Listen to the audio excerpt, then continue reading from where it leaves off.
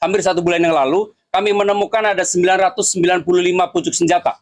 Di dalamnya ada senjata api, termasuk ada amunisi dan juga beberapa aksesoris senjata yang lain. Sebuah sekolah swasta di Kebayoran Lama, Jakarta Selatan mendadak menjadi sorotan setelah ditemukan 995 senjata di dalam ruangan yang selama bertahun-tahun terkunci. Seiring penyelidikan berjalan, muncul fakta-fakta baru. Lantas, bagaimana sebenarnya kronologi penemuan ini hingga muncul perbedaan keterangan? Peristiwa ini bermula pada Jumat 10 Juli 2026. Saat itu pengurus yayasan sebuah sekolah swasta di kawasan Kebayoran Lama, Jakarta Selatan berencana membuka sebuah ruangan yang sudah lama terkunci. Ruangan tersebut akan dimanfaatkan kembali sebagai fasilitas belajar bagi para siswa. Namun, ketika pintu berhasil dibuka, pengurus justru menemukan tumpukan senjata beserta berbagai perlengkapannya. Staf ahli Ketua Pembina Yayasan Untung Sangaji menjelaskan bahwa penemuan itu benar-benar tidak diduga sebelumnya. Menurutnya, ruangan tersebut dibuka semata-mata untuk kebutuhan sekolah, tetapi di dalamnya justru ditemukan benda-benda yang menyerupai senjata. Dari ruangan pertama itu, ditemukan 995 pucuk senjata genggam berlaras polos yang diduga merupakan airgun serta 1 pucuk shotgun kaliber 12/70. Melihat temuan tersebut, pihak yayasan langsung melaporkannya kepada Polres Metro Jakarta Selatan. Setelah laporan diterima, yayasan memilih tidak membuka ruangan-ruangan lain sendirian. Mereka meminta pendampingan polisi karena khawatir masih ada barang berbahaya yang tersimpan di dalam kompleks sekolah.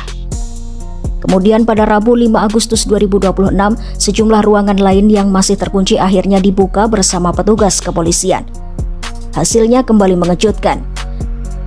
Di dalam ruangan lain ditemukan berbagai komponen yang diduga berkaitan dengan senjata api. Lalu setelah kita membuka dan menggeledah untuk kita rapikan, ada laras senjata tajam kaliber 556.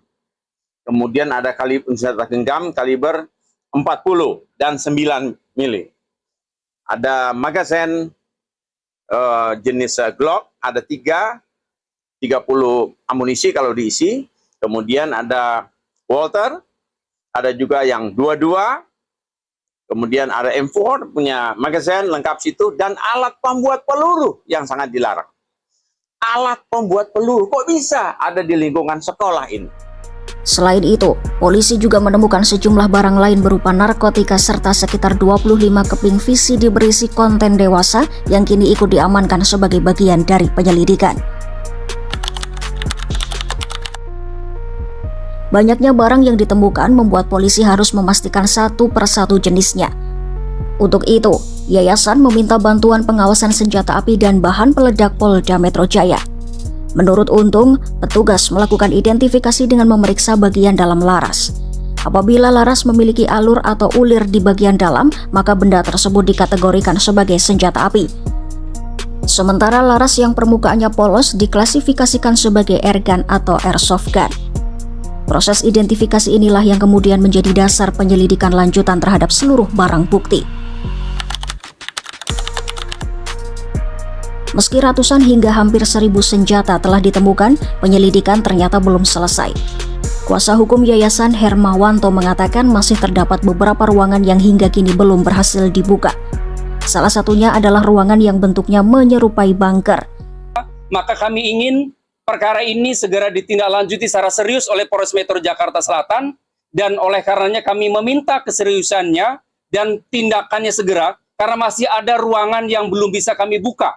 Kami berharap ruangan itu yang berbentuk seperti bunker agar segera ditindaklanjuti oleh kepolisian untuk dibuka. Kami berharap tidak ada lagi senjata yang bisa ditemukan di sana. Yayasan telah meminta kepolisian agar ruangan tersebut segera diperiksa sehingga seluruh isi bangunan dapat dipastikan dan tidak menimbulkan spekulasi di masyarakat. Di tengah ramainya pemberitaan, muncul penjelasan dari pihak IWD, mantan kepala yayasan yang sebelumnya menggunakan ruangan tersebut. Melalui kuasa hukumnya Al-Hadid Endar Putra, pada Kamis 6 Agustus 2026 disampaikan bahwa 995 barang yang ditemukan bukanlah senjata api, melainkan airsoft gun yang legal. Menurut Al-Hadid, seluruh airsoft gun tersebut dibeli oleh PT Lokta Karya Perbakin pada tahun 2008 untuk kebutuhan pelatihan atlet menembak yang dipersiapkan mengikuti Southeast Asian Shooting Association Championship. Ia juga menjelaskan bahwa seluruh airsoft gun itu telah memiliki izin resmi dari Badan Intelijen dan Keamanan Mabes Polri. Menurut penjelasan Al-Hadid, pada tahun 2021, Perbakin bekerja sama dengan pihak yayasan untuk membentuk kegiatan ekstrakurikuler menembak di sekolah. Karena itu, stok airsoft gun bekas pelatihan atlet disimpan di gudang sekolah. Namun rencana tersebut tidak pernah berjalan setelah pembina sekaligus penanggung jawab kegiatan meninggal dunia. Sejak saat itu, seluruh airsoft gun tetap disimpan di gudang yang diklaim selalu terkunci dan tidak dapat diakses oleh para siswa. Al-Hadid juga menegaskan bahwa 4 senjata laras panjang, 2 senjata laras pendek, beberapa magasin, serta komponen lain yang diduga merupakan senjata api bukan milik kliennya. Ia mengaku tidak mengetahui asal-usul barang-barang tersebut. Selain itu, Al-Hadid juga menegaskan bahwa temuan narkotika dan VCD berisi konten dewasa tidak berkaitan dengan IWD. Sementara itu, pihak kepolisian belum mengambil kesimpulan mengenai siapa pemilik seluruh barang yang ditemukan maupun status hukum masing-masing barang bukti. Kasih Humas Polres Metro Jakarta Selatan AKP Joko Adiwibowo mengatakan polisi telah membuat laporan polisi model A dan seluruh perkara masih berada pada tahap penyelidikan. Seluruh barang bukti kini dititipkan di pengawasan senjata api dan bahan peledak Polda Metro Jaya untuk menjalani pemeriksaan lebih lanjut. Polisi juga masih menunggu hasil identifikasi terhadap seluruh senjata, komponen, serta barang bukti lainnya agar dapat memastikan mana yang merupakan airsoft gun legal dan mana yang benar-benar termasuk senjata api. Download Tribun X sekarang, menghadirkan lokal menjadi Indonesia.